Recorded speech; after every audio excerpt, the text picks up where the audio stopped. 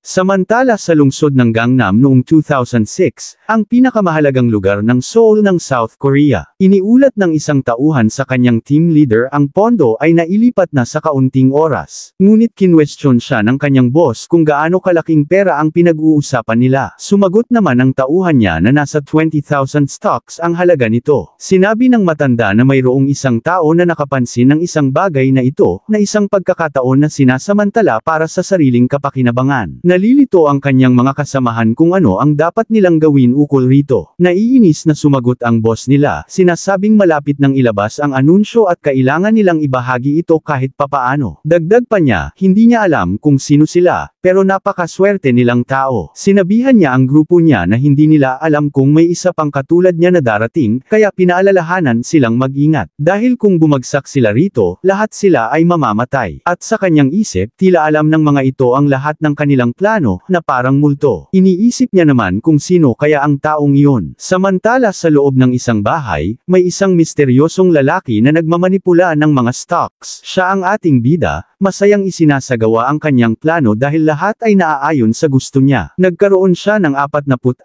na milyong pera sa loob lamang ng 3 araw mula sa kanyang mga stocks. Iniisip niya na ito ang halagang hindi pa niya kailanman nahawakan sa buong buhay niya. Ngunit para sa kanya, hindi pa ito sapat. Hindi pa siya makukuntento sa ganito lang. Seryoso niyang iniisip na ni hindi pa siya nagsisimula kumita ng tunay na malaking pera. Napapaisip siya kung dapat pa ba niyang higpitan ang kontrol dahil gutom pa rin siya sa tagumpay. Sa isang silid ng isang bahay sa probinsya, sa ilalim ng init ng tag-init, nagninilay siya. Sa luma at halos gumuho na maliit na pagawaang na ito, muling ipinanganak si Jang Tae-san sa hinaharap. At sinusulat niya ngayon ang alamat ng Super Ant. Sa panahon ng 2020, sa tabi ng ilog Han, tumingin si Tae-san sa kabila ng tulay at malalim ang kanyang iniisip. Dahil nagtrabaho siya ng husto at ibinuhos ang lahat para maging regular na empleyado, pero sa huli nalugi rin ang kumpanyang kanyang pinagtrabahuhan. Habang nakatingin siya sa umaagos na ilog sa ibaba, napag-isipan niyang tumalo na lamang para matapos na ang kanyang mga problema. Ngunit may isang taong pumihil sa kanya bago niya magawa ang kanyang binabalak. Nagtataka siya at tumingin sa kabilang gilid ng tulay para makita kung sino iyon. Nakita niya ang isang may-ari ng tindahan na nag-iisip ding tumalon sa tulay, na tulad niya, dahil sa sarili nitong mga problema. Naroon din ang mga pulis na maingat na hinihimok ang may-ari na huwag ituloy ang kanyang plano. Sinabi nila na mahaba ang buhay at hindi dapat magpakamatay dahil lamang sa isang maliit na pagkakamali. Ang may-ari ng tindahan ay tila nakikiusap sa kanila at humagulgol habang ikinukwento ang kanyang malungkot na buhay. Habang pinapanood ito ng ating bida, napagtanto niyang karaniwan na ang mga tangkang pagpapakamatay sa ilog na ito. Naunawaan niya na kahit tumalon pa siya rito, magpapatuloy ang buhay para sa iba, na parang walang epekto ang kanyang pagkawala. Dahil dito, naisip ng ating bida kung dapat na ba siyang bumalik sa probinsya upang mag-alaga ng isda at magtanim ng gulay. Habang nakatigil siya sa isang pedestrian lane, napansin niya ang isang batang abala sa paglalaro sa kanyang telepono. Naisip ng ating bida na naiinggit siya sa bata, dahil sa simpleng buhay nito na umiikot lamang sa pagkain at sa pag-aaral na walang iniintindi problema tungkol sa pera. Nalaman ng ating bida na kahanga-hanga ang ganitong asal ng mga kabataan ngayon sa modernong panahon na ito. Ngunit ang batang abala sa laro ay tumawid sa kalsada nang hindi napapansin ang mga ilaw ng trapiko.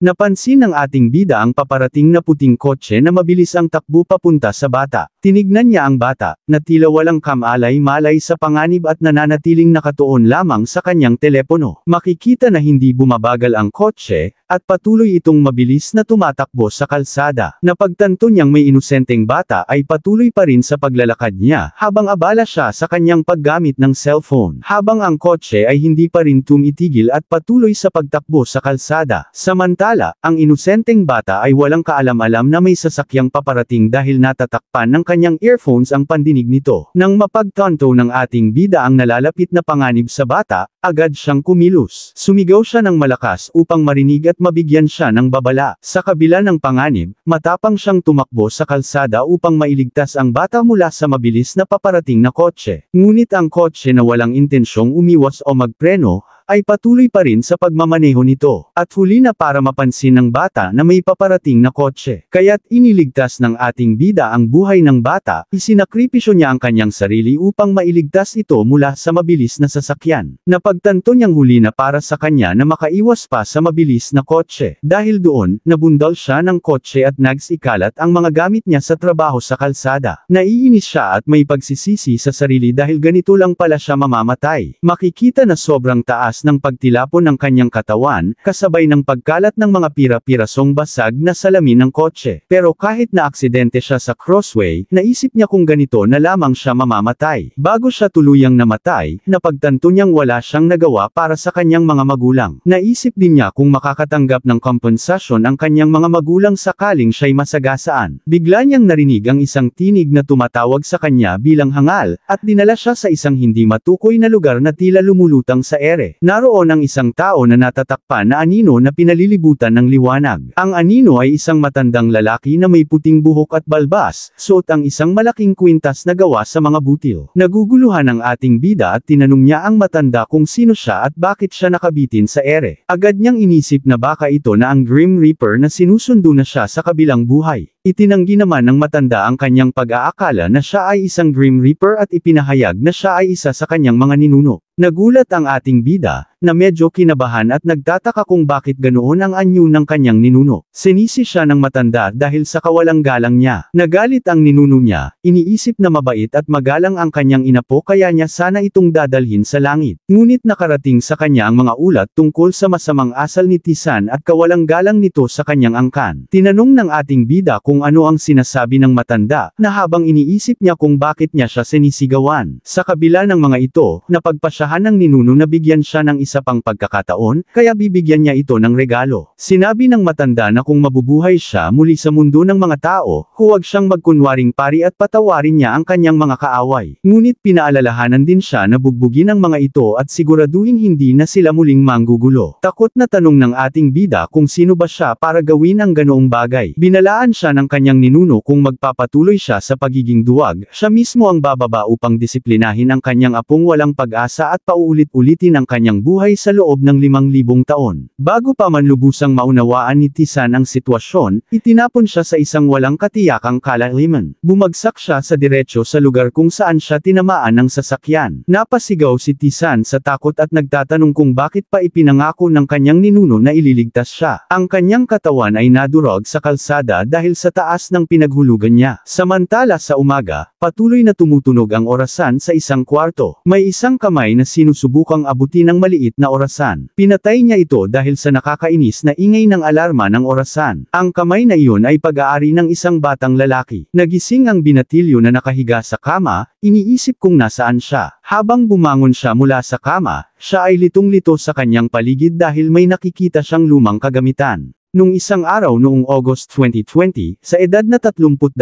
si Tisan ay naaksidente matapos mabangga siya ng isang sasakyan at nagtamo ng matinding pinsala sa ulo. Binigyan siya ng kanyang ninuno ng pagkakataong muling mabuhay sa pagkakataon. Nadismaya siya sa mga walang saysay na balitang nalalaman niya. Ito ang lugar ng kanyang paghihirap kung saan siya ay umiiyak sa kalungkutan noong kanyang kabataan. Hindi makapaniwala si Tisan, kaya pinisil niya ang kanyang pisngi upang matiyak kung nananaginip lamang siya. Isa itong di malilimutang alaala noong Chuseok noong 2006, noong malakas pa ang kanyang mga kamay at puno ng sigla ang kanyang kabataan. Namangha siya dahil ang kanyang katawan ay eksaktong gaya ng naaalala niya mula sa kanyang mga alaala. Iniisip niya ang kanyang edad at natuklasan na siya ay 18 taong gulang, ang edad kung saan wala siyang kinatatakutan. Hindi talaga siya makapaniwala dahil alam niyang hindi nagbibiro ang kanyang ninuno. Unti-unting bumalik ang mga alaala ng kanyang 32 taon ng buhay, na nalaala niya ang mga kaibigan, at ang mga taong nanakit sa kanya, at ng mga nakaraang pag-ibig ay naging malinaw na parang panaginip. Dahil doon ay naging malungkot ng kanyang buhay habang umiinom ng alak. Pati ang pagpasok niya sa military service at naalala niya ang dating niya crush na iniwan siya. Kaya sa pagbabalik niya sa edad na ito, kailangan pa rin niyang pumasok sa paaralan bilang estudyante. Naalala niya ang kanyang mga araw sa eskwelahan na hindi niya sineryoso ang pag-aaral na nag-awan niya lang na matulog. At naalala niya ang mga oras siya sa internet cafe, naglalaro ng LOL kasama ang mga kaibigan habang kumakain ng instant noodles, at natutulog sa klase na naging dahilan ng mababang akademikong grado niya. Nagulat na lang siya bigla dahil ang kanyang abilidad na nalaman niya, dahil malinaw pa rin niyang naaalala ang lahat pati na ang mga sagot sa mga bawat exams. Kaya hindi siya makapaniwala na parang ito ay isang panaginip. At hindi lang iyon dahil naalala niya ang isang law exam na minsang kinuha niya sa kanyang pagsisikap na mag-aral para sa mga sertipikasyon sa financial advisor. Hindi makapaniwala ang ating bida dahil natatandaan niya pa ang pagtatrabaho niya sa stocks. Sinasabi dito upang matanggap bilang regular na empleyado sa mga security firm, nag-aral si Tessen para makakuha ng sertipikasyon bilang investment counselor sa larangan ng security, pondo, at derivatives na tatlong pangunahing aspeto ng finance. Hindi lang niya pinag-aralan ang KOSPI, KOSDAQ, at mga foreign stocks, kundi pati na rin ang stock index, interest, price presence, pati ang option derivation at FX margin deals. Sa buong buhay ni Tessen, palagi niyang ginagawa ang kanyang makakaya. Dahil ang buhay ay hindi isang sugal, ito ay parang Super Bowl na pinarami pa ng 10.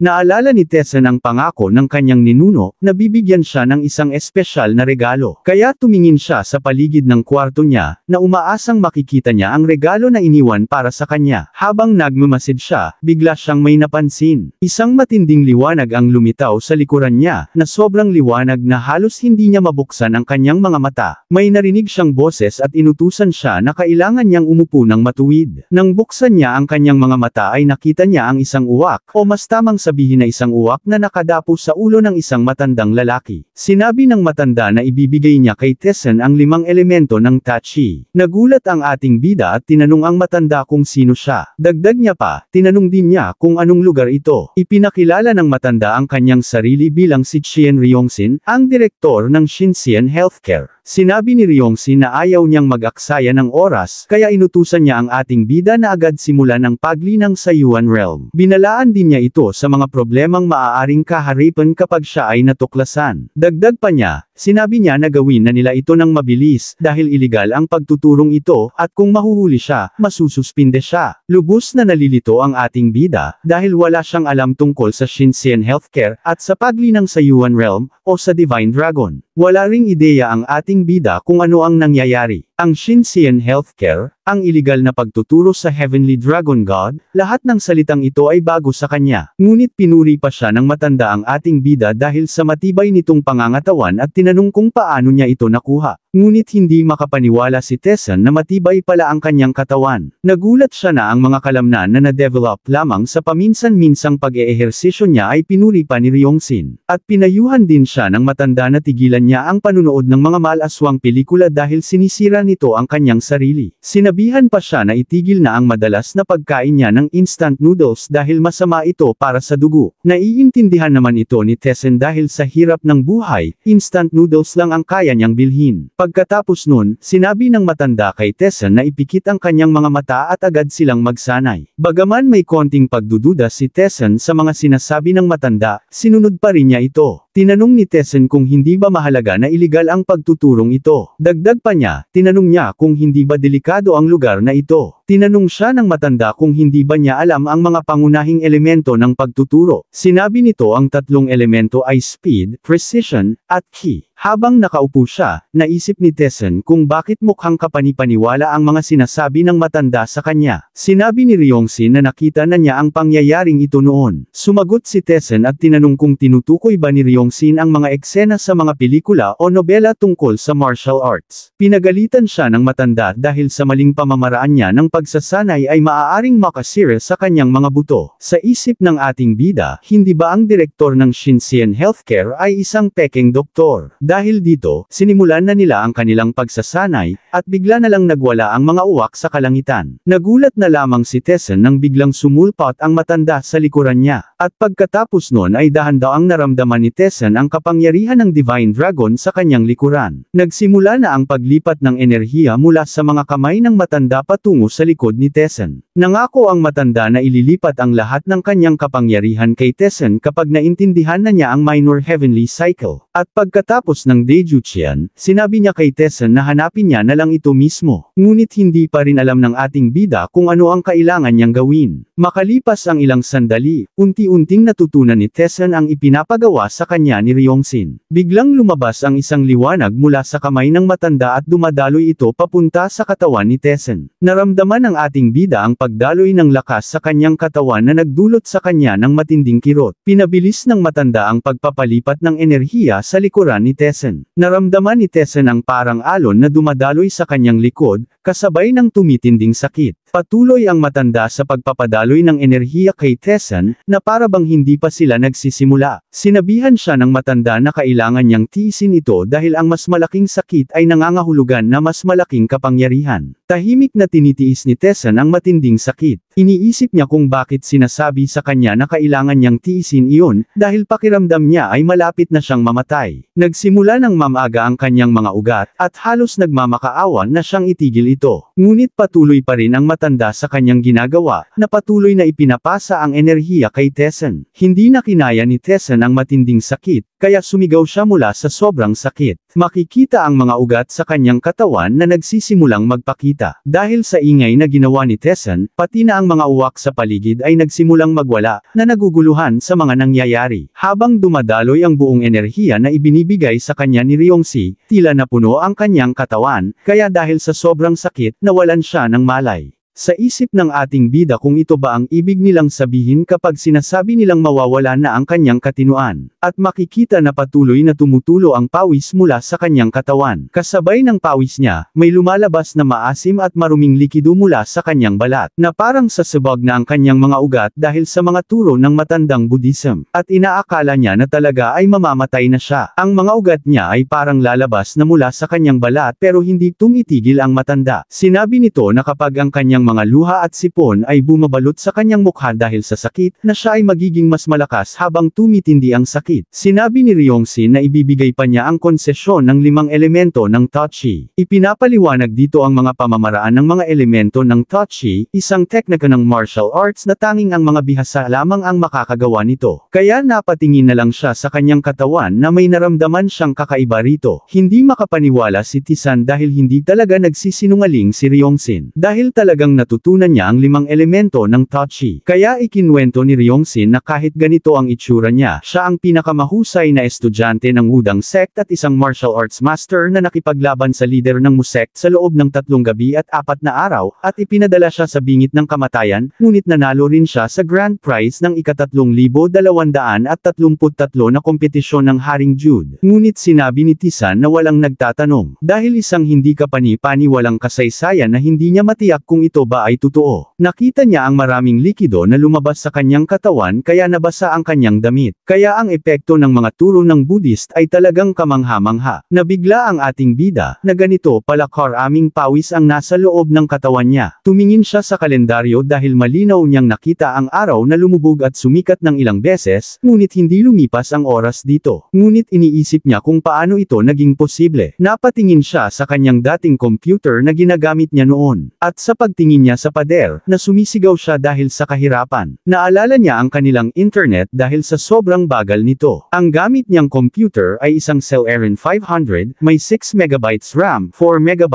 graphics, at 10 GB hard drive. At gumagamit pa siya ng isang ilegal na software. Nang makita ito ni Taesan dahil sa kalumaan, nasabi niya nito, na mukhang ginawa pa ito noong Joseon Dynasty. Ngunit napatigil siya dahil may naamoy siyang mabaho sa loob ng kanyang kwarto. Nalaman niya na ang nakakasulasok na amoy ay nasa buong kwarto dahil sa inilabas niyang likido. Kaya't kailangan niya munang maligo. Biglang may isang tao ang tumawag sa ating bida para sabihing mag-almusal na sila. Biglang napatigil ang ating bida dahil naalala niya na noon ay palagi siyang pinapaalalahanan na kailangan niyang kumain tuwing umaga. Iyon ang boses ng isang ina na nagpapainit ng kanyang puso kahit na narinig niya na ito buong buhay niya, na hindi kumulimot sa kanya kahit nabigo siya sa bar exam at nawalan ng trabaho. At palagi siyang pinapadala nagdadalhan ng mga mensahe ng kanyang ina, na pinapaalalahanan siyang kumain ng 3 beses sa isang araw. Tumugon siya sa kanyang ina na kailangan niya munang maligo. Sinabihan siya ng kanyang ina na bilisan niya dahil magiging malamig ang sopas. Kaya dali-dali niyang hinubad ang kanyang mga damit sa labahan. Nang mapatingin siya sa salamin, napatigil siya dahil lumaki ang kanyang katawan. Iniisip niya habang naliligo kung saan nanggaling ang lahat ng dumi sa katawan niya. Sobrang sarap na sarap siya habang naliligo dahil sa gaan ng kanyang pakiramdam. Mas natuwa pa siya dahil pati ang balat niya ay naging malusog, kaya pinisil-pisil niya ito. Samantala, sa labas ay maganda ang panahon ngayon. Naglalakad siya sa luma at mabigat na sahig nila. Pagkatapos maligo ni Tisan, naging komportable siya sa kanyang pakiramdam. Habang pinapatuyo niya ang kanyang buhok, napatingin siya sa kanilang hardin. Na isang hardin na pinagpaguran ng husto ng kanyang ina upang may makain sila. Nakita rin niya sa labas ang luma nilang traktora na ginagamit sa kanilang pananim. Isang bahay na itinayo ng kanilang mga ninuno at ipinasa sa kanilang lahi sa loob ng 10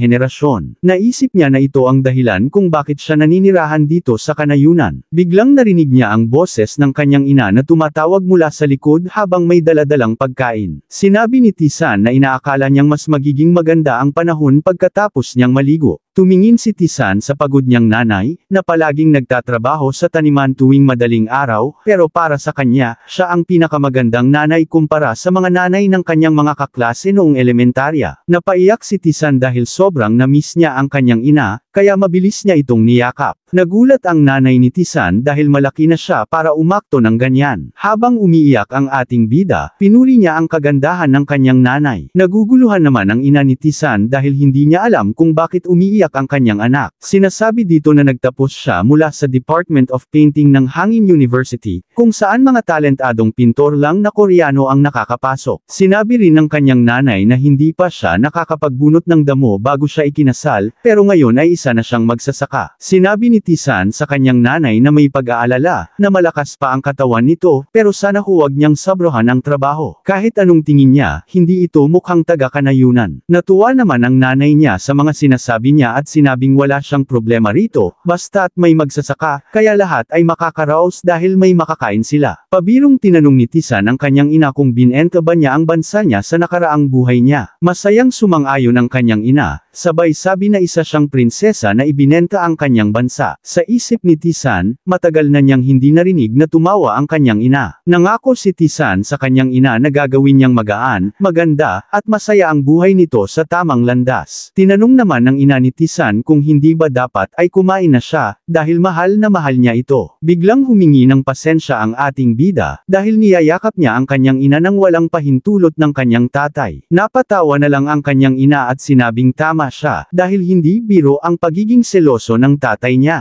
Naupo sila sa Dechang Maro, habang tinatangay sila ng malamig na hangin. Dahil sa sobrang tagal na hindi niya natikman ang luto ng kanyang ina, sobrang nasabik siyang tikman ito. Nalaman niya mula sa kanyang ina na hindi na sana niya matitikman ang mga luto nito kung hindi siya nakabalik sa tamang oras. Dahil doon, pinuri niya ang luto ng kanyang ina dahil sa sarap nito. Sinabi niya na maanghang ito at refreshing, at tamang-tama para sa mga may hangover. Kaya tinanong niya ang kanyang ina kung bakit hindi na lang siya magtayo ng restaurant kaysa magtanim, dahil sigurado siyang magtatagumpay siya kung magbubukas siya ng restaurant. Napatanong na lang ang kanyang ina kung hindi ba niya pa nasusubukan uminom ng alak. Dagdag pa niya, kung alam niya ba kung anong pakiramdam na may hangover. Natuwa siya dahil lumaki na pala ang kanyang anak. Pinuri niya ang ating bida dahil pareho sila ng kanyang tatay, na mahilig din itong magbiro. Ngunit sa isip ng ating bida, kilala siya bilang malakas uminom noong kolehiyo. Pero ngayon na nakabalik siya sa nakaraan, kilala siya bilang isang teenager na nakakaalam kung anong pakiramdam ng hangover, kaya't makikita niyang nagdududa ang kanyang ina sa kanyang mga asal. Ngunit habang tinitingnan niya ang kanilang bahay, nakita niyang puno ng daga ang paligid nila. Nakita rin niya na ang mga gamit sa bahay ay luma na, at ang mga appliances ay luma na, dahil wala silang pera upang mapaayos ito. Nalulungkot si Tisan sa kalagayan ng kanilang bahay matapos niyang ito makita. Nang makita ang isang daga malapit sa pintuan, napagtanto niyang hindi siya pwedeng magpatuloy na ganito, kaya't kailangan niyang kumita ng malaking pera.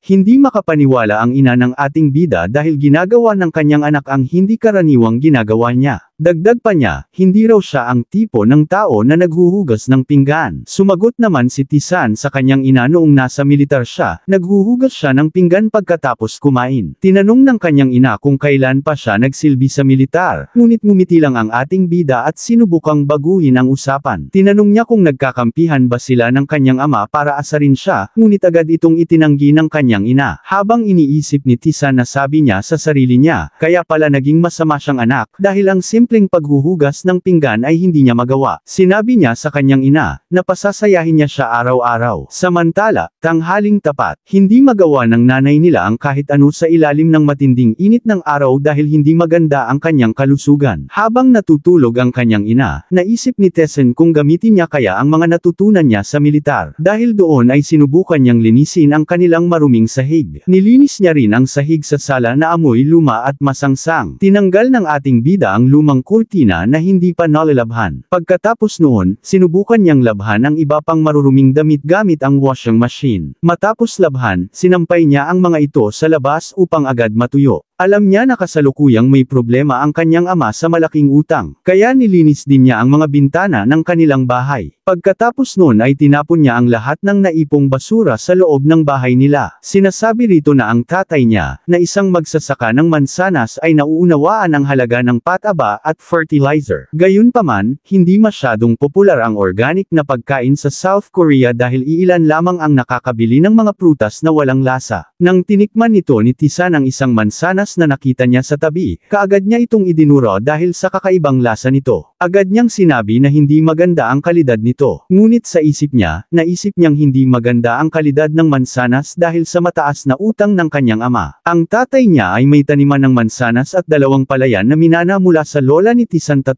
taon na ang nakalipas. Alam ni Tessen na sa loob ng ilang buwan, mabibenta ang lahat ng kanilang ari-arian upang mabayaran ang mga utang nila. Kaya kapag nangyari ito, babagsak ang kanilang pamilya. Hindi na rin sila dadalawin ng mga kamag-anak ng kanyang ama. Dahil dito, nakaramdam si Tisan ng awa para sa kanyang ama. Tumingin ang ating bida sa nabubulok nilang mansanas at naisip na gusto niyang makahanap ng paraan upang mapanatili ang taniman ng mansanas at ang kanilang mga palayan. Dahil ang kanilang problema ngayon ay pera, nagulat bigla ang ating bida nang magkaroon siya ng kakayahang makita ang mga datos ng matagumpay na stocks mula sa nakaraan. Bagaman ilang beses lamang niya itong nakita, malinaw niyang naaalala ang mga ito. Napatanong siya sa kanyang sarili, kung naging henyo na ba siya. Nagduda ang ating bida kung kailan ba nagkaroon ng saysay ang lahat ng nangyari mula nang siya ay bumalik. Dahil ang katotohanan na bumalik siya sa taong 2006 ay tila nakakabaliw. Sinabi niya sa kanyang sarili, sa bansang ito, ano ang silbi ng pagkakaroon ng stocks kung ang merkado ay nasa pinakamababang punto? At sino naman ang magpapautang ng pera sa isang estudyanteng tulad niya? Ang mga part-time na trabaho naman ay hindi sapat ang kita. Sa ganitong sitwasyon, hindi niya kayang kumita ng sapat na pera upang matulungan ang kanyang mga magulang. Pagbalik niya sa kanyang kwarto, napagtanto ni Tessen na hindi maganda ang kalagayan niya. Habang tinitingnan niya ang kanyang luma at mabagal na computer, tila naramdaman niya ang bigat ng kanyang sitwasyon. Naisip niya ang stocks ang pinakamabilis na paraan upang yumaman, ngunit hindi ito posible sa kasalukuyang sitwasyon niya. Habang tinitingnan niya ang laman ng kanyang computer, may nahanap siyang kakaiba dito. Sa pagtingin niya sa mga pirated na software, napansin niya ang isang web novel site. Bigla siyang nakaisip ng ideya at humingi ng tawad kay writer Jang Hee-jae. Dahil nagpasya si Tisan na magsulat ng 2 nobela mula sa hinaharap. Ito ang Magic Warrior at Thunder Swords, ang pinakasikat na mga nobela sa South Korea noong panahong iyon.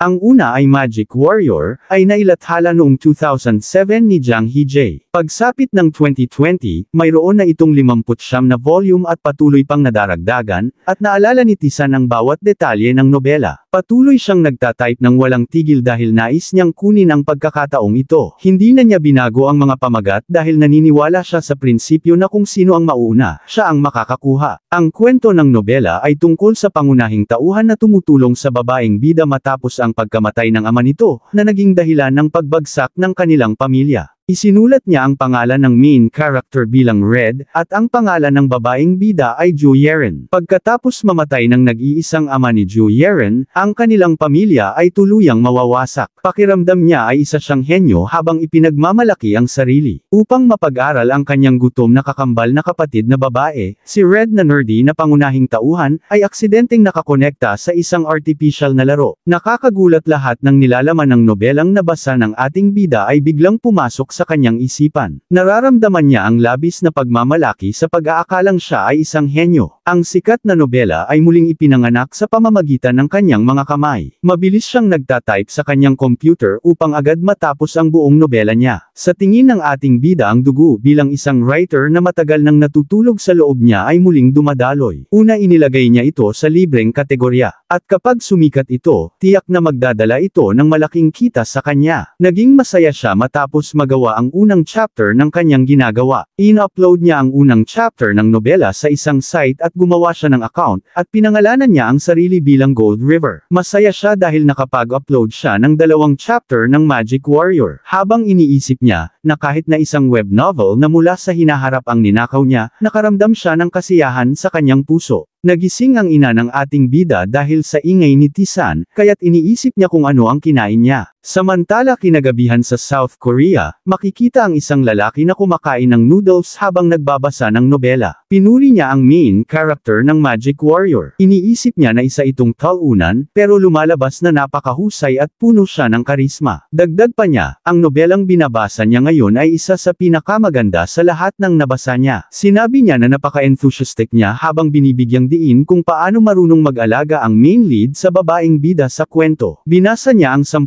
chapter ng mag-isa, iniisip na kung ipapublish ni Tisan ang libro, agad niya itong bibilhin. Pagkatapos noon ay nag-online siya para mag-pre-order at irekomenda ito sa lahat. Dahil dito, ang kwento ni Tisan ay sumabog sa internet. Ito ang naging pinakahuling na upload na serye na nangunguna sa mga chart kahit 10 chapter pa lang ang nailalabas. Samantala, sa isang publishing house, sinusuri ng lahat ang mga komento ng mga fans ng ating bida. Sa loob lamang ng 10 chapter, ang nobela ay agad na iniimprenta ng maramihan. Nalilito naman ang chief editor kung bakit kailangang mag-imprenta ng marami kahit 10 chapter pa lang ang nailalathala. Sumagot ang isa sa kanyang tauhan na tulad ng nakikita niya, ang nobelang ito ay nakakatuwa at nananatili sa magandang daloy ng kwento. Ayon sa chief editor, mas maganda ngayon ang mga fantasy novels kaysa sa game novels, at nakikita niya na ang Magic Warrior ay may malaking potensyal. Inirerekomenda rin ito ng isang magandang babae mula sa publishing house. Sinabi niya binasa niya ito kahapon, at napaka-attractive ng pagkakagawa sa karakter ng male lead. Nakipag-ugnayan na sila sa author ng Magic Warrior at inalok nila ito ng mga kondisyon. Kung ang author ay isang baguhan na manunulat, maaari siyang bigyan ng 8% ng kita mula sa 4,000 kopya. Ngunit sa tingin ng chief editor, masyadong malaki ang porsyento na iyon. Sumagot naman siya, iniisip na mas mainam ang mag-alok ng 10%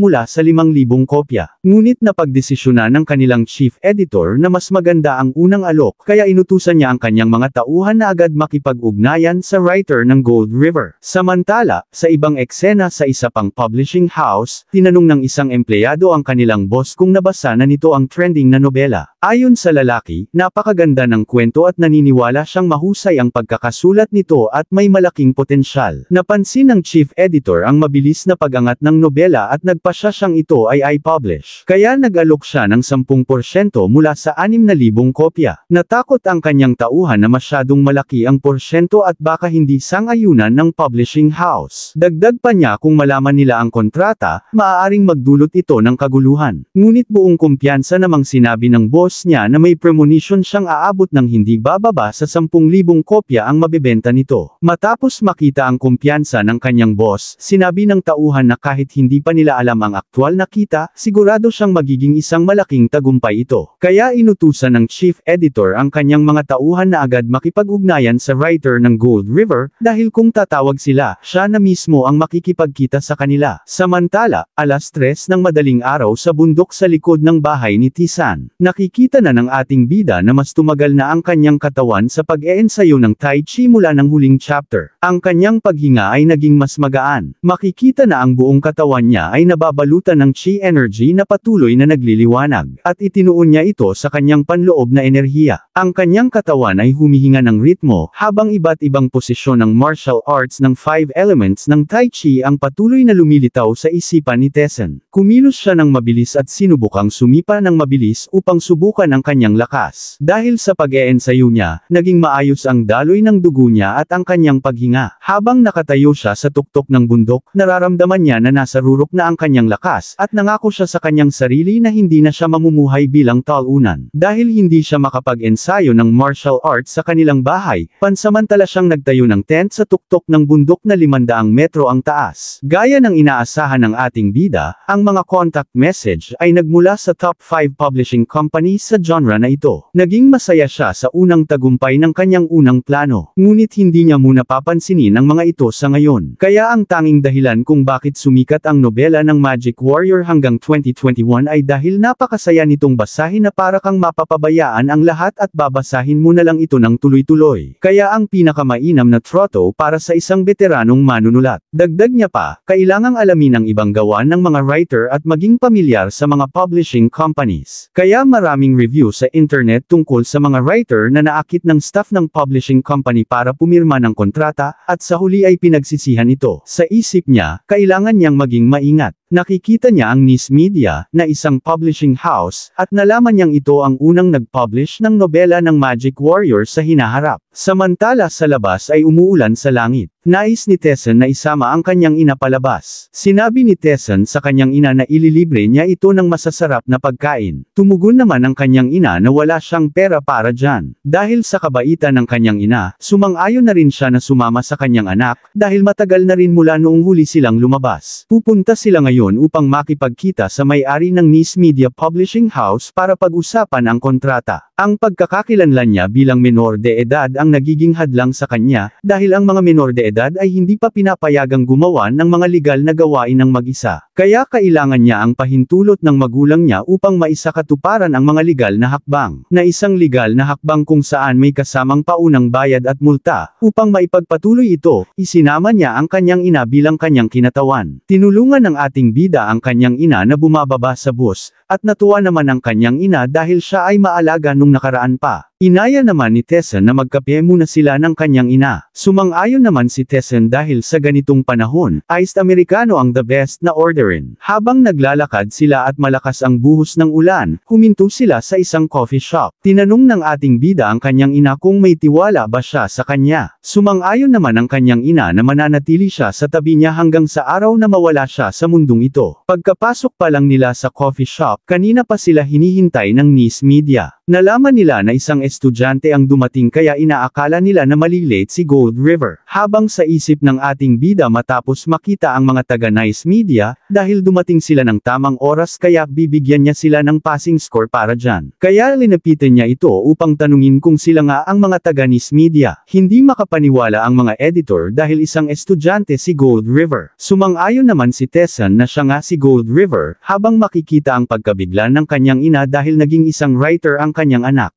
Nang nagpakilala ang ating bida bilang si Gold River ang nagsulat ng nobelang Magic Warrior. Napaisip ang may-ari ng Nis Media, dahil hindi si Tessen ang iniisip niyang kilalang manunulat. Dahil mukha siyang estudyante, iniisip niya pa kung ano itong kakaibang nararamdaman niya sa paligid. Napansin niya ang mayabang na pananalita at kilos ni Tessen mula pa sa simula. Dagdag niya pa, magaling din itong magbasa ng sitwasyon. Dahil dito, nalaman niya na hindi siya isang ordinaryong tao. Tinanong naman ni Tessen kung may problema ba sa kanya. Medyo nahihiya ang mga editor habang sinasagot ang tanong ng ating bida. Sinabi nila kay Tessen na mas bata siya kaysa sa inaasahan nila. Tinanong ng nakasalamin na lalaki kung maaari ba niyang malaman kung ilang taon na siya. Sumagot naman ang ating bida na nasa 2 taon pa lamang siya sa high school. Natakot ang dalawang editor dahil kahit ang boses ng ating bida ay may autoridad. Gaya ng inaasahan niya, hindi siya ordinaryong tao. Maaaring hindi magiging madali ang sign sa kontrata sa kanya. Nagsalita ang ina ng ating bida at tinanong kung sino ang mga taong ito at ano ang Gold River. Sa isip naman ng lalaking nakasalamin, nakita niya na napanganga ang kanyang boss sa gulat dahil sa ating bida. Sa isip ng ating bida, hindi nila mapigilan ang kanilang ekspresyon, kaya't ipapakita niya ulit sa kanila. Sinabi niya na hindi siya maaaring pumirma ng kontrata bilang isang estudyante sa high school. Ngunit hindi pumayag ang mga taga-Nice Media, kaya sinabi nila na hayaan silang ipakilala ang kanilang mga sarili ng formal. Sinabi ng lalaking nakatayo ang buhok na siya ang CEO ng Nice Media, na si Choi Wong-chun. Sinabi naman ng lalaking nakasalamin na siya ang editor-in-chief, si Hwang Sang-woo. Pagkatapos nilang magpakilala, ang ating bida naman ang nagpakilala. Lumingon siya sa kanyang ina at sinabi na dapat din itong magpakilala, dahil kaharap nila ang CEO at editor-in-chief ng publikasyong Nice Media. Habang naguguluhan ang ina ni Tessen kung bakit may mga publisher dito, ipinaliwanag ni Tessen na sa araw na ito ay pipirma ang kanyang anak ng kontrata sa isang publisher. Iniabot ng CEO ng Nice Media ang kanyang business card sa ina ng ating bida. Formal na nagpakilala si Sang-woo at sinabing ikinalulugod niyang makilala ang ina ng manunulat na si Jang Tessen. Dagdag pa niya, siya ang CEO. Pinuri rin niya ang ina ng ating bida, dahil nagkaroon ito ng isang napakagaling na anak. Hindi sumang-ayon ang ina ng ating bida, dahil nagulat siya nang malamang bigla na lang naging manunulat ang kanyang anak. Tinanong naman ni Tessen ang kanyang ina kung hindi ba pwedeng maging manunulat ang anak niya. Ngunit sinabi ng kanyang ina na hindi iyon ang ibig niyang sabihin. Alam niya ang kakayahan ng kanyang anak sa pagsusulat, ngunit nakakapanibago lang na bigla na lang itong naging manunulat. Dagdag pa niya, ang mga estudyante ay dapat nag-aaral. Sumang-ayon naman ang dalawang editor sa ina ni Tessen at sinabing tama siya. Ipinaliwanag ng ating bida na habang nagpapahinga siya nitong bakasyon, nag-publish siya ng serye ng nobela sa internet. Pumunta rin siya roon para pumirma ng kontrata at tanungin ang opinyon ng kanyang ina. Dagdag pa niya, sinabi ng kanyang ina noon na magtitiwala ito sa kanya hanggang sa kamatayan, hindi ba? Iniisip ng ina ni Tessen dahil sa mga nangyayari, na tila oras na para siya ay mamatay. Sumingit naman ang CEO ng Nice Media at sinabi na ang web novel ni Mr. Jang Tessen na Magic Warrior ay talagang kamangha-mangha. Bagamat hindi pa siya ganoon katagal nagsusulat, si Mr. Jang Tessen ay tumatanggap na ng maraming pagmamahal mula sa mga readers. Tiyak na mapagkakatiwalaan siya.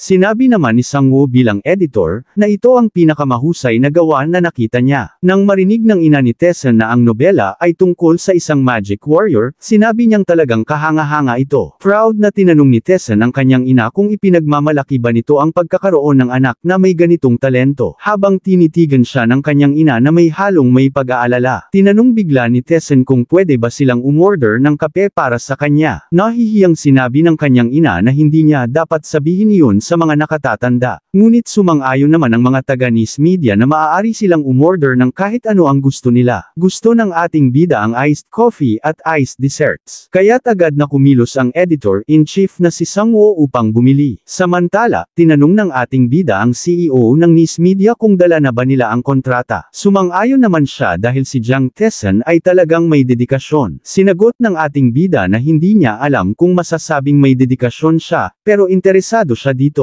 Inabot ni CEO Choi ang kontrata at sinabing pwede niya itong basahin ng dahan-dahan. Binasa nga ito ni Tessen ng mabuti, sinusuri ang bawat detalye ng nakasulat sa kontrata. Nabasa niya na ang pangalawang copyright ay mapupunta sa publisher sa loob ng 5 taon at may automatikong pag-renew. Kahit na ganito ang sitwasyon, naghahanda rin siya para sa eksaminasyon sa batas. Sinabi niya na ang pangalawang copyright ay dapat mapunta sa author, kaya nakiusap siya na i-revise ito at ipadala ulit sa kanya. Sa tingin ni CEO Choi, maaaring hindi alam ni Jang Tessen, pero hindi mahalagang issue ang pangalawang copyright sa formal na proseso. Sinabi rin niya na karamihan sa ibang manunulat ay pumipirma sa ganitong klase ng kontrata. Ngunit tumanggi ang ating bida dahil hindi niya gusto ang probisyong iyon. Nais niya na ang publisher ay magkaroon lamang ng karapatang ilathala ang kanyang gawa. Nakiusap din siya na tandaan na ang mga karapatan para sa publikasyon sa ibang bansa ay dapat pag-usapan muna sa author. Dagdag pa niya, tungkol sa advance payment method, ang paunang bayad ay dapat umabot sa 20 milyong won. Nabigla ang editor-in-chief at ang CEO ng Nice Media sa hinihingi ng ating bida. Pati na rin ang ina ng ating bida ay nagulat, dahil malaki ang pinagbago ng kanyang anak. Dagdag ng ating bida, ang garantisadong bayad at royalties ay dapat 10%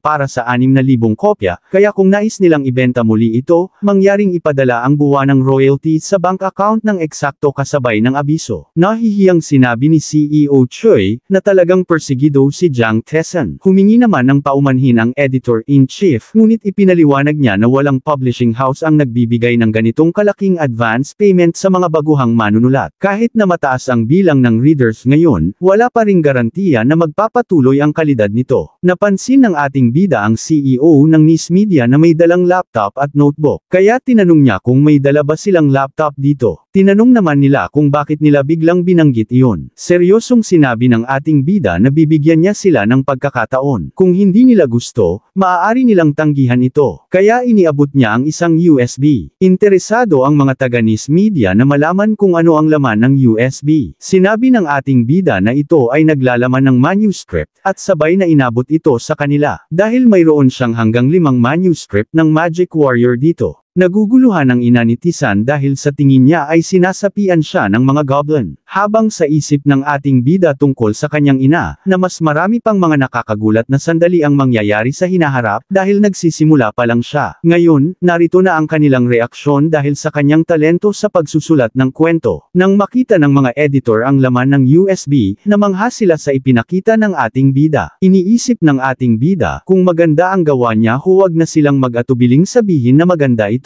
Dahil doon, sinabi ni CEO Choi na nais na niyang pumirma ng kontrata sa kanila. Dahil agad siyang bibigyan ng paunang bayad na 20 milyong won. Pinuri naman ng ating bida ang magandang desisyon ng kanyang boss. Makikita na ibinigay nila ang kontrata sa ating bida. Sinabi ni CEO Choi na inayos na nila ang kontrata ayon sa mga kondisyong hiniling ng ating bida, kaya't pirmahan niya na lamang ito. Sinabi niya na siguraduhin itong maayos ang pagsumit ng kanyang income tax return, kaya kapag muling ibinenta ito, tiyaking magbayad ayon sa nakasaad sa kontrata. Sumagot siya na syempre, maaaring hindi niya ito iniisip palagi, pero mayroon siyang konsensya bilang isang tagapamahala sa industriya. Hindi sigurado ang ating bida dyan, pero sisiguraduhin niyang mapagkakatiwalaan siya pagdating sa balanse ng kanyang bank account. Habang iniisip niya, na ganito pala ang maging isang writer kahit hindi ito ang likas na talento niya. Sinabi ni Sang-woo na dahil legal na kinatawan din ang kanyang ina, siya mismo ang kailangang pumirma rito. Dagdag pa niya, kaka-transfer niya lang ng 20 milyong won sa kanyang account bilang paunang bayad. Ang kawawang bank account ng ating bida ay hindi pa nakakita ng higit sa 2 milyong won hanggang sa mamatay siya. Kaya't sisiguraduhin niyang palagi siyang mabubusog na maraming pera. Nagpapasalamat si CEO Choi sa ating bida sa pagpirma sa kanila. Nagpasalamat din si Tae-san dito dahil ito ay magiging isang malaking oportunidad para sa kanilang dalawa. Kinausap ng ating bida ang kanyang ina kung maaari na ba silang umalis. Ngunit sinabi ng mga editor na nais nilang manatili muna sila kahit para sa isang pagkain. Tinanggihan ito ng ating bida at sinabi niyang mauuna na sila. Hindi kasi sanay ang kanyang ina na makihalubilo sa mga hindi niya kakilala, at wala na rin siyang dapat ipag-alala ngayon. Samantala, sa labas ay hindi pa rin tumitila ang malakas na ulan. Hindi talaga lubos maintindihan ng ina ng ating bida ang nangyayari, pero marami siyang dapat ihingi ng paumanhin sa kanila. Ngunit sinabi ni CEO Choi na isang malaking swerte para sa kanila na makilala si writer Jang Tae-san at makuha siyang pumirma sa kanilang kumpanya. Sumang-ayon naman si Sang-woo at sinabi na tama siya, ngunit nakalimutan niya pala itanong ang isang bagay kay Tae-san. Tinanong niya kung alam niya ba kung ilang volume ang plano niyang gawin. Dahil base sa nilalaman nito, mukhang kayang lumampas ito sa 10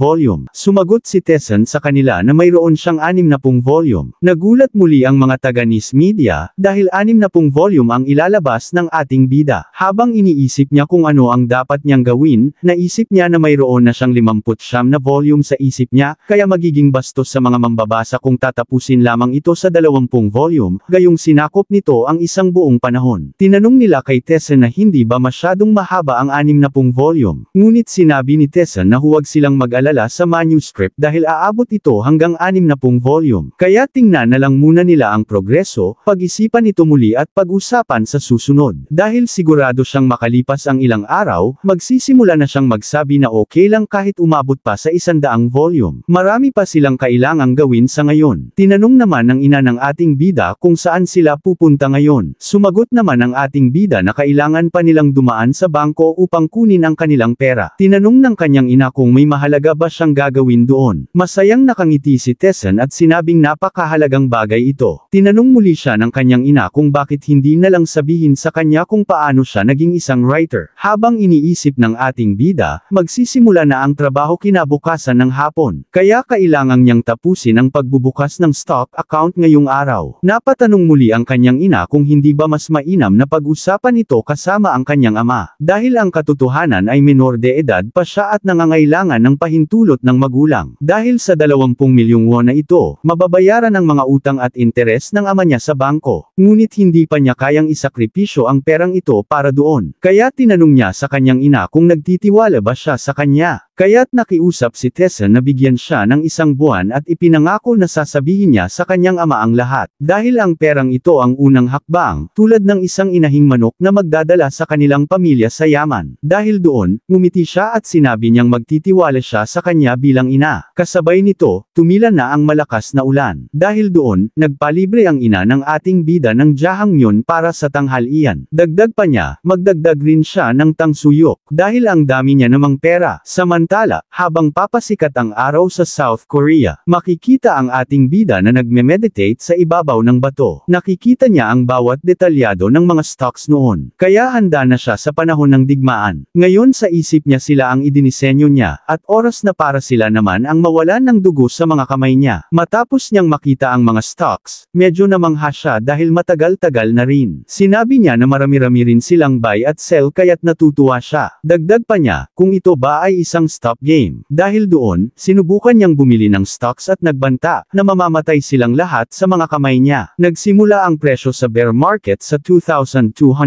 won, at ang maliliit na stock ay may halagang merkado na 50 bilyong won. At lang beses itong sisirit pataas sa lalong madaling panahon. Ngayon, gagawin na niya ito ng mabilis dahil bilang dating stockbroker, mabilis ang mga kamay niya. Ang average na presyo ng unit ay 2,500 won habang eksaktong 20,000 shares ang nabili. Samantala, nagkakagulo sa isang building dahil hinahanap niya ang kanilang team leader, dahil lumipat kasi ang pondo mula sa COM. Tinanong naman ng team leader nila kung magkano ito. Sumagot siya sa kanyang boss ng mga 20,000 na stocks. Naiinis ang kanilang boss dahil may nakapansin at tinangka itong agawin. Kaya't tinanong ng kanyang tauhan kung anong gagawin nila ukol dito. Nenas na sinabi ng kanilang boss na lalabas na ang anunsyo sa lalong madaling panahon. Kaya't kailangan nilang itong may bahagi kahit papaano. At hindi nila alam kung may isa pang tulad niya ang darating, kaya't sinabi niyang maging mapagmasid sila. Dahil kapag bumagsak sila rito, mamamatay sila. Na parang alam nila ang lahat ng plano nila, na parang multo. Naiinis ang team leader nila at gusto niyang malaman kung sino ang taong iyon. At hindi niya alam kung sino sila, pero maswerte sila. Ang inaasahang kita mula sa operasyong ito lamang ay aabot sa 10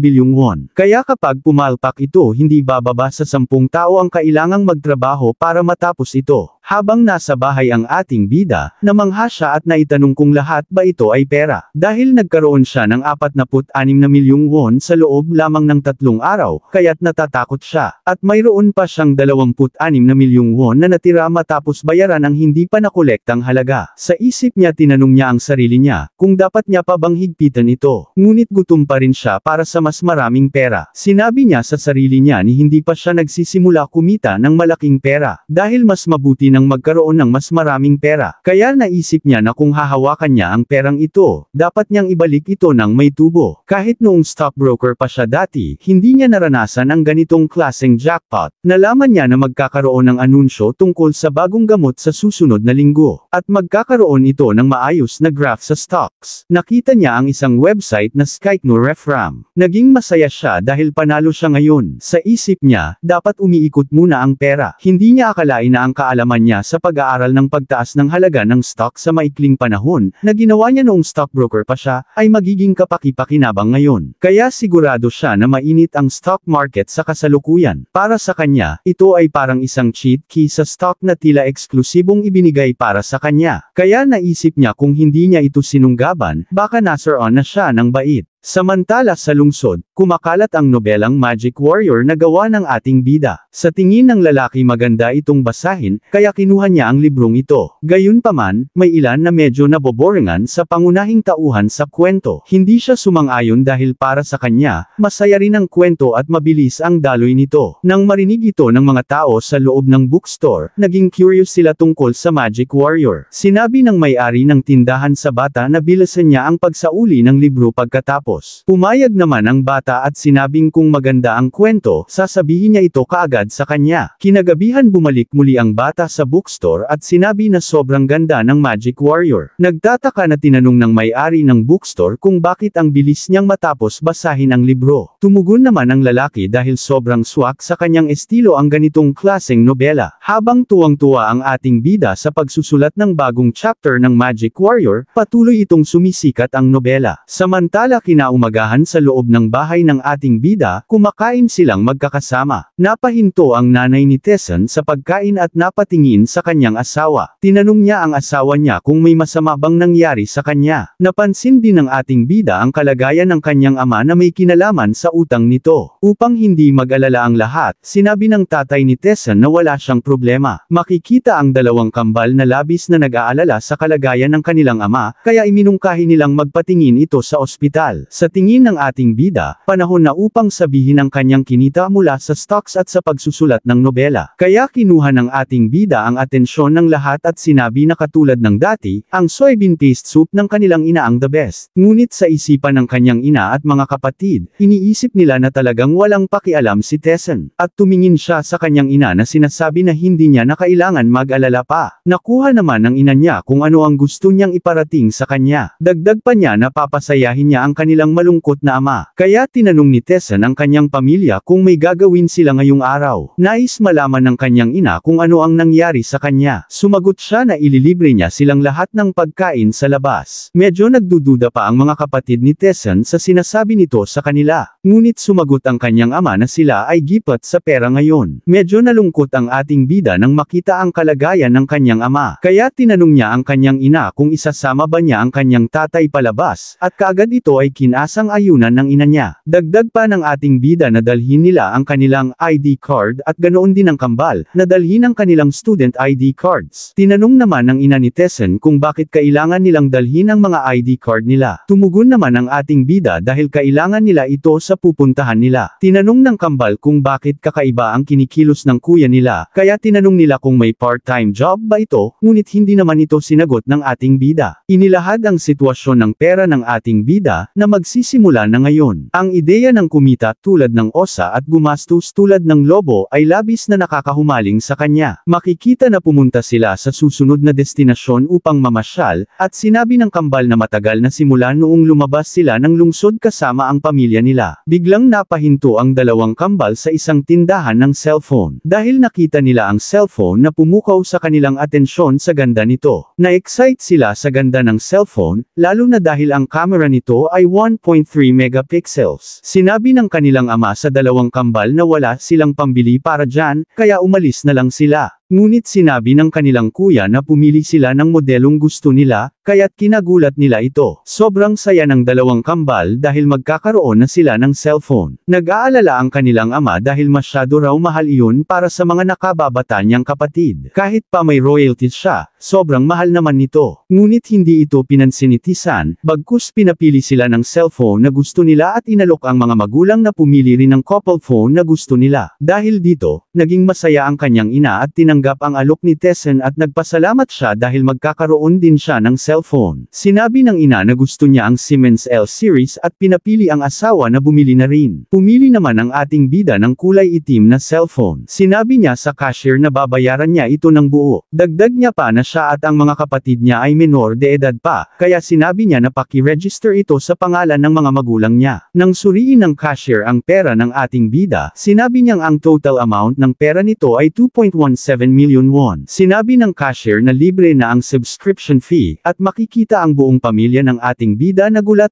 dahil sa laki ng pera ni Tessan. Dahil doon pinuri siya ng kanyang mga kapatid at inaya ito na kumain. Samantala sa kabilang banda, nagkakagulo muli sa isang kumpanya dahil sa kaguluhan sa stocks. Hindi alam ng kanyang tauhan ang kabuuang detalye, ngunit sinabi nilang galing sila sa Kaum, Yonde, at Gubo. Kaya tinanong niya kung magkano ang kabuuang halaga nito. Sumagot ang kanyang tauhan tauhan na aabot ito ng 1 bilyon. Naiinis na tinanong ng kanilang boss kung sino ang taong ito, at inisip na baka ito ay katulad ng dati. Kaya pinapaalalahanan niya ang lahat na iba na ang halaga ng pera ngayon. Natatakot na sinabi ng kanyang mga tauhan na mukhang isang malaking tao ang dumating ngayon. Naiinis ang kanilang boss habang iniisip na wala itong alam sa etika ng negosyo. Dahil doon ay tinanong ng mga tauhan niya kung ano ang dapat nilang gawin. Kaya sinabi ng boss nila na sundin ang kanilang plano. Dagdag pa niya, kung kailangan itapon ang bagay na iyon, kunin lahat ng iba pa. Samantala sa ibang eksena, pagkatapos nilang kumain, tinanong ng kanyang ina si Tessen kung may problema ba ito. Inaya naman ng ating bida ang pamilya niya na pumasok sa isang tindahan ng kotse. Makikitang pumunta sila sa isang tindahan ng mamahaling sasakyan upang bumili rito. Sinalubong sila ng isang sales representative at ipinakilala ang Samyang Car of Faith and Safety. Ipinapaliwanag dito na walang mas mahalaga kaysa sa kaligtasan ng pamilya ng ating bida. Ngayon pa lang, nagsisimula na ang pinakamahalagang bahagi ng kanilang buhay. Tinanong ng ating bida ang kanyang ina kung ano ang masasabi nito sa kotse na ito. Nagulat sila nang malaman na ang gustong bilhin ni Tessen ay isang Rockstone SUV ng Samyang. Nahihiyang sinabi ng kanyang ina na mukha itong matibay. Sa tingin ni Tessen, perpekto ang kotse na ito para magamit ng kambal papasok sa eskwelahan. Nagtataka ang kanyang ama kung bakit ganito ang mga ikilos ng kanyang anak. Dagdag pa niya na hindi maganda ang kanilang sitwasyon ngayon. Ngunit sumagot ang ating bida na simula ngayon, gaganda na ang lahat kaya sinabi niya na huwag na itong mag-alala. Ibinahagi ng kanyang asawa ang lahat kasama na ang sinabi niya kanina, na gusto nang kunin ni Tessen ang kotse nang hindi nalalaman ng kambal. Tinanong naman ng asawa niya kung bakit dala niya ang bankbook nito. Sumagot ang ina ng ating bida na mukhang sikat ang librong inilathala ng anak nila. Pinagpawisan naman ang ama ng ating bida nang makita ang halaga ng pera sa bangko niya, na umabot ng 50 million won. Hindi siya makapaniwala dahil sa ganito kalaking pera na hawak ni Tessen. Sinabi ng kanyang asawa na malaki ang naging pagbabago ng kanilang anak. Sabay sinabi ng ating bida na magtiwala na lang sila sa kanya. Matapos nilang malaman na ganap ng binata ang kanilang anak, tuluyan na silang naniwala rito. Alam ng ating bida ang nararamdaman ng kanyang ama dahil ang halagang ito ay kayang bayaran ng interes ngayong buwan, batay sa gastos ng cellphone kanina. Sinabi niya sa kanyang ama na huwag siyang mag-alala dahil mula ngayon, magsisimula na ang bagong kasaysayan ng pamilyang Jiang. Tinanong ng ating bida ang salesman kung may kotse silang available na maaaring may hatid agad. Sinabi niya sa kanyang mga kapatid na sila muna ang sumakay sa kotse habang siya ay pupunta sa shopping. Simula ngayon, siya na ang magiging pinuno ng pamilyang ito. Makikitang naging masaya ang mga magulang ng ating bida, kasama ang kanyang mga kapatid. Samantala sa ibang eksena, nagtapos na ang kanilang bakasyon. Pakiramdam ng ating bida ay may kakaiba dahil matagal na mula noong huli siyang pumasok sa eskwela. Ngunit wala na siyang ibang pagpipilian ngayon dahil isa na siyang ganap na high schooler. Dumating na ang sasakyang naghahatid sa eskwelahan nila. Pumasok siya sa bus at napansin ang maraming babaeng naka-uniforme na papunta rin sa eskwelahan. Ngayon, sobrang sabik siya na makita ang kanyang mga kaibigan sa high school. Pagpasok niya sa loob ng bus nakita ng ating bida na may bakanteng upuan. Naisip niya na matagal-tagal na rin mula noong huling pagkakataon na nakaupo siya rito. Napansin niya na walang nagbago rito sa loob ng bus. Habang nakikinig siya ng musika gamit sa earphones, napati ang kantang Bayan Monse na narinig niya noon papunta sa eskwela. Ngayon ang araw na magiging bukas ang sodang. Kahit abala siya sa pagpasok sa eskwela, patuloy pa rin ang pagdating ng mga investment sa kanya. Ngayon, dapat higit na sa 1 bilyong won ang net worth niya. Dahil ginawa niya itong automatic upang patuloy na kumita ng limpak-limpak na pera. Sa karaniwan, ang mga langgam ay hindi nag-i-invest sa mga stock na hindi nagbabago, at inilalagay nila ang buhay nila sa panganib para sa biglaang pagtaas at nasisiyahan sa pagsabay sa agos. Mahilig sila sa pagsusugal at ginamit ng puwersa ang likas na ugali ng mga langgam ng husto, at isa rin siya sa mga langgam na iyon. Sa harap ng mga puwersa, walang halaga ang ubas. Sa huli, hindi kayang talunin ng mga langgam ang mga iyon, at nauuwi silang inaabuso ng mga iyon. Gayunpaman, siya na may hawak na kaalaman tungkol sa hinaharap at mahahalagang impormasyon, kahit pa ang mga Diyos ng stock ang nasa harap niya, ay halos imposible para sa kanya na hindi magtagumpay rito. Samantala, may mga estudyante sa ibang paaralan na nalulungkot dahil natapos na kaagad ang kanilang bakasyon. Tinanong ng kasamahan niya kung bakit maitim ang kanyang mukha, kaya tingin niya kung tumulong ba siya sa pag-ani ng sili. Ipinaliwanag ng babaeng may kulay kayo mangging balat na hindi, dahil pumunta sila sa beach kasama ang kanyang pamilya. Naalala ng ating bida na siya si Mijan, na masiglang ipinagmamalaki ang kanyang bakasyon. At katabi niya ang kaibigan niyang si Nayang, na nakakaramdam ng inggit sa kanya. Napatigil ang dalawa sa kanilang pag-uusap at napatingin sila sa ating bida. Kinilig sila dahil sa napakagwapong itsura nito. Inalok sila ng bida na buhatin ang kanilang mga bag kung mabibigat ang mga ito. Dahil doon ang mga gamit nila ay binigay nila sa ating bida. Pinag-uusapan nila si Tessan at napansin nila na parang pamilyar siya sa kanila. Pakiramdam nila ay nakita na nila siya dati. Isang siga ang nagsabi kung may gwapong lalaki bang sumasakay sa bus na iyon dati. Dahil hindi niya siya makita dahil nahaharangan siya ng bag ni Myung-chul. Sa isip ng ating bida, may sistema ng seniority sa bus na iyon. Makikita na in love na ang mga babaeng estudyante sa ating bida dahil sa kanyang kapugian. Ang mga babaeng estudyante na may kaunting inosente pa, sa hinaharap sila ang unang gagawa ng hakbang upang humingi ng numero ng lalaki. Habang huminto ang bus, may isang babaeng pumasok sa loob. Pumasok ang babaeng estudyante sa bus upang pumasok sa eskwelahan. Napatigil ang ating bida nang makita ang bagong pasok na babae. Sinabi niya na ang babaeng iyon ang gusto niyang kita muli. Dagdag pa niya na siya ang tinitingnan niya mula noon sa malayo. Dahil siya ang una niyang pag-ibig, ang crush niya nung high school. Sinasabi dito ang pangalan niya ay si Lee Yeren na may maamong mukha. Samantala sa loob ng paaralan, tinatanong siya ng mga kaibigan niya kung anong kinain niya at kung bakit siya lumaki ng ganon. Dagdag pa nila na mas lalo siyang gumwapo ngayon. Sinabi ng isa niyang kaibigan na lalaki na maganda pa ang bagong school uniform niya at binago pa ang kulay ng mga patterns. Inilahad dito ang mapagmahal niyang muling pagkikita sa unang pag-ibig, ngunit nadurog ito sa sandaling nakapasok siya sa eskwelahan. Sa isip niya, sobrang namimiss niya ang mga kaibigan niya. Si Daesun na kailangang magpunas ng ilong dahil sa rhinitis. Si Jong-suk naman nagpakalbo upang mag-aral ng mas mabuti, ngunit bumabagsak pa rin. Si Hyun-gal naman ay nagsisimula ng makalbo. Si Do-joong na nakakalimutan ng mga kaibigan niya kapag may pagkain sa harap niya. Si Bong-suk na parang nabuhay ng buong buhay at tinawag ang sarili niyang Makata. Tinanong ni Daesun kay Tessan habang bakasyon kung ninakaw ba niya ang gamot na pampalakas ng tatay niya dahil gusto niyang malaman kung bakit siya lumaki ng ganon. Sinabi ng ating bida na tigilan na ni Daesun ang panunood ng Malal Aswang video. Naguguluhan naman si Daesun kung bakit niya ito ititigil dahil mas pipiliin pa niyang mamatay. Sumagot naman ang ating bida na kung ganon, papatayin na niya si Daesun. Naiinis ang kaibigan niya dahil wala na ito sa katinuan niya. Pabirong sinakal ng ating bida si Daesun at sinabi na siya ang wala sa katinuan. Tinanong ni Daesun kung kailan naging ganito kalakas si Tessan, kaya sa tingin niya ay pumasok si Tessan sa gym nung bakasyon. Sumagot ang ating bida na dahil malapit na siyang maging third year sa high school, kaya kailangan niyang pagtuunan ng pansin ang katawan niya. Tingin ng kaibigan niya, kung gusto ba ni Tessan na mag-major sa physical education. Sa labas ng classroom, naiirita ang isang lalaki dahil sa ingay nila sa umaga. Sinabi ng lalaki na may puting buhok na hindi ito kindergarten, kaya sinabi niya kung maaari bang tumahimik sila. Nagulat sila nang makita na si Hong Sang-hyun ang nagsalita, at walang sinuman ang gustong sumagot dahil sa takot nila. Sa isip ng ating bida sa kahit anong lugar, palaging may basurang umiiral na piraso ng basura na laging nang aapi ng mahihina. Napansin ni Hong San na sa mga panahong hindi sila nagkita, parang lumaki ng husto si Jang Tisan. Sa isip ng ating bida, nagkaroon pa siya noon ng trauma dahil sa dilaw na ahas na ito. Ipinakilala si Hong Sang-hyun bilang miyembro ng isang third-rate na organisasyon na tinatawag na Scorpion. Sa eskwela, siya ang tinatawag nilang boss. Lumapit ang ating bida at tinanong si Hong Sang-hyun kung naiinggit ba siya sa kanya. Hindi makapaniwala si Hong Sang-hyun na tumatayo si Tisan laban sa kanya. Nagulat ang buong klase nang makita na may gustong lumaban kay Sang-hyun. Pati na rin ang mga kaibigan ni Tisan ay nagugulat sa nangyayari. Nakangiting sinabi ni Sang-hyun na ang mga tulad ni Tisan, na mga loko ay dapat binubugbog araw-araw. Tinanong naman siya ng ating bida kung paano niya iyon magagawa. Seryosong sinabi ni Tisan na hindi nga maabot ni Sang-hyun ang antas ng isang piraso ng basura.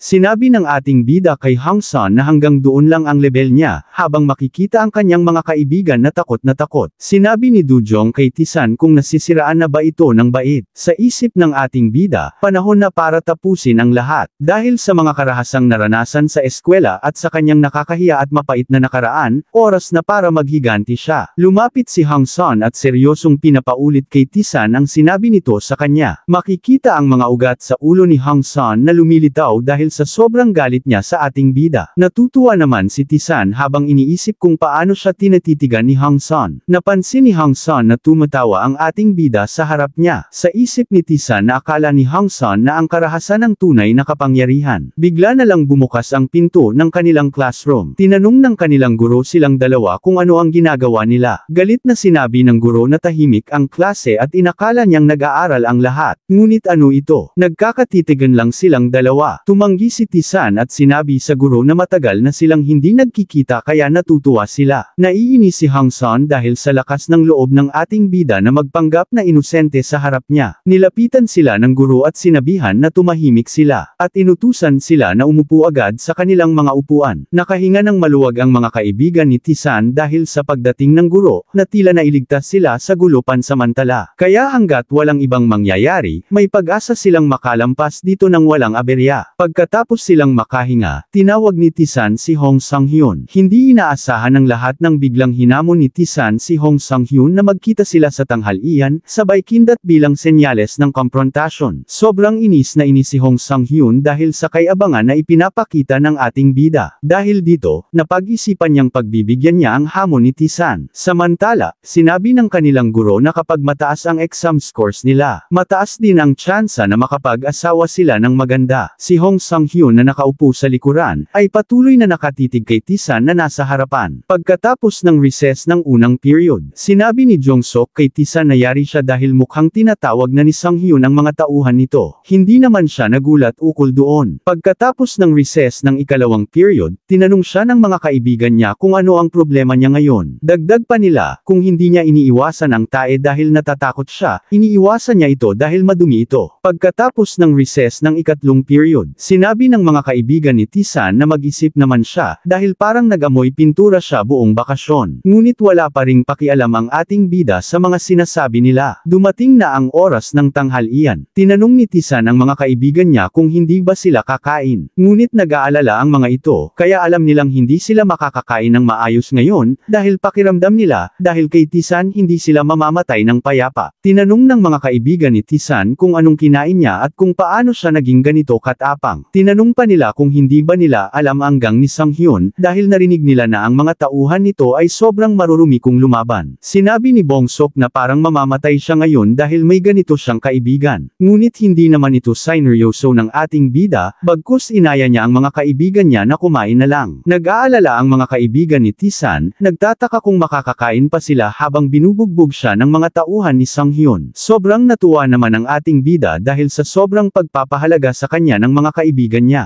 Nagulat sila nang biglang tinawag sila sa labas ng classroom. Makikita nilang dumating si Sang-hyun kasama ang kanyang grupo. Sinabi ng mga tauhan ni Sang-hyun kung nagtipon ba sila para magplano ng makipaglaban sa kanila. Sinigawan siya ng ating bida dahil sa sobrang ingay nila sa loob ng classroom. Sobrang nainis ang mga tauhan ni Sang-hyun sa ipinapakitang katapangan ni Tisan. Sinabi ni Tisan na tumahimik sila at sundan siya palabas dahil ayaw niyang makipaglaban sa loob ng silid-aralan. Ang mga kaibigan niya ay takot na takot para sa kanilang kaligtasan. Dagdag pa ni Tisan na ililibre niya sila ng pizza pagkatapos, na parang hindi siya apektado sa nakaambang panganib. Naiinis naman ang mga kaibigan ng ating bida dahil lalo pa niyang pinapalala ang gulo. Dahil doon, iniutos ni Sang-hyun sa kanyang mga tauhan na dalhin nila si Tisan sa kanya. Ngunit naging masaya pa ang ating bida dahil tatawagan niya ang mga tauhan niya upang maligpit niya ito. Samantala, sa labas, sinalubong ng ibang gang ang pagdating ng mga senior nila. Inabot ni Tisan ang kanyang cellphone kay Dujong habang pinag-uusapan nila ang kanilang plano. Masayang hinarap ni Tisan ang kanyang mga kalaban mag-isa. Ngunit makikita na pinapalibutan sila ng gang ni Sang-hyun, na parang wala silang takas. Makikita rin si Dujong na hawak ang cellphone ni Tisan habang ni-record niya ang mga nangyayari. Humingi ng pasensya si Sang-hyun sa kanyang mga junior dahil hindi sila makakakain dahil kay Tisan. Sinabi niya na babawi siya mamaya, na siya ang magbabayad ng lahat ng inumin at magdadala pa siya ng magagandang babae. Naging masaya ang ating bida dahil na-record niya ang usapan pinag-uusapan nila tungkol sa mga high schoolers na umiinom at may kasamang mga babae. Kaya sinimulan niyang tanungin ito ng direkta. Tinanong niya si Sang-hyun kung bakit niya ginugulo ang mga taong tulad niya at ng mga kaibigan niyang mahihina, kahit na magkakaiba naman sila ng status. Sumagot si Sang-hyun na maraming dahilan, isa na rito ay ayaw niyang nag-aaral sila sa parehong paaralan. At hindi rin niya sila gusto sa amoy nila, na parang kumakain sila ng kimchi sa almusal. Sinabi pa ni Sang-hyun sa totoo lang, nakakainis silang tingnan. Natuwa naman ang ating bida dahil nakakuha siya ng magandang ebidensya. Pero sinabi ni Tisan na magkaibigan sila, kaya't hindi tama ang gawing palabas ang pambubugbog sa mga kaibigan niya at pagnanakaw ng pera nila. Dagdag pa ni Tisan ang tatay niya si Lawyer Hong Jang-hyuk na kilalang miyembro ng City Council. Kaya't kung gaano kalaking problema ang aabutin ni Sang-hyun kapag nalaman niya ito. Sinabi pa niya na dapat isipin ni Sang-hyun ang tatay niya at tigilan na ang ginagawa niya. Ngunit tinuwanan lang siya ni Sang-hyun at sinabi na kalimutan na iyon at huwag mag-alala tungkol doon. Dahil ang sabi rin ng tatay ni Sun Hang, kailangang tap-akan ang mga walang-wala para hindi na nila maitaas ang mga ulo nila ulit. Sumagot si Tisan kaya dahil doon, binubugbog niya ang mga kaibigan niya, mula senior hanggang junior, gamit ang impluensya ng tatay niya. Sumang-ayon naman si Sang-hyun, dahil ang anak ng chairman ng paaralang ito at ang head ng administrative office ay mga kaibigan ng tatay niya. Kaya't hanggat may pera siyang ibabayad, walang magiging problema. Sinabi ni Tisan na at least, pakawalan niya na ang mga kaibigan niya dahil wala naman silang kasalanan dito. Ngunit sinabi ni Sang-hyun na wala silang pakialam basta damay silang lahat. Dahil sa pagkakataong ito, tuturuan niya sila ng leksyon ng husto, hanggang hindi na sila makapagsalita ulit. Dahil damay ang mga kaibigan ng ating bida, humingi na lang siya ng pasensya. Si Sang-hyun naman ay naguguluhan kung bakit siya kaagad humihingi ng tawad.